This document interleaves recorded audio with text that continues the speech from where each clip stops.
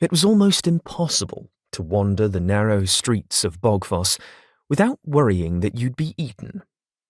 Troublesome monsters might gobble you whole, if you were lucky, or nibble on your fingers if they felt somewhat peckish.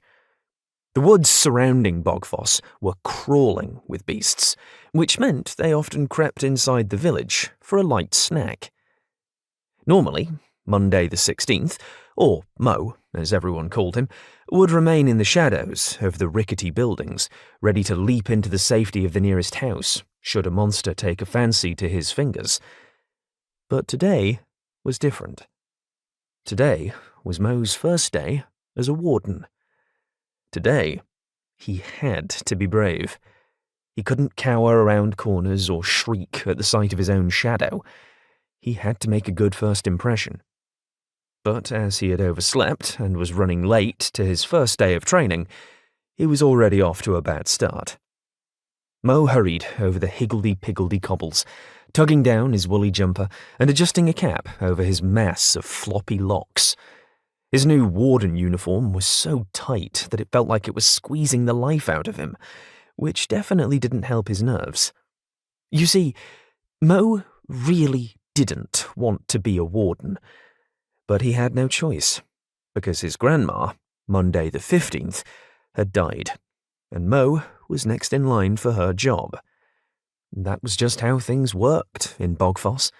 There were rules, just like how entering the forest was strictly forbidden. Nobody, not even the wardens, were allowed into it. Ever. Anything beyond the moat that circled Bogfoss was firmly out of bounds. Mo had known the day was coming for a while. Generation after generation had followed the same rule. The next heir of each family would succeed as warden. Sunday replacing Sunday, Monday replacing Monday. The heirs of the 7 founding families always upholding the legacy to defend the village and take over the patrols for the day they were named for. A true honor in most people's eyes. But it felt more like a curse to Mo.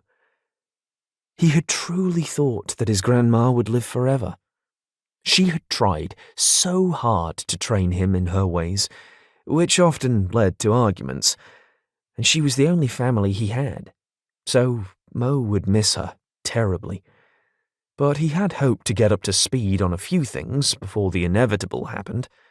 Things like the simple task of holding a weapon, not tripping over everything, or even slaying a monster with his bare hands, which now appeared to be his job.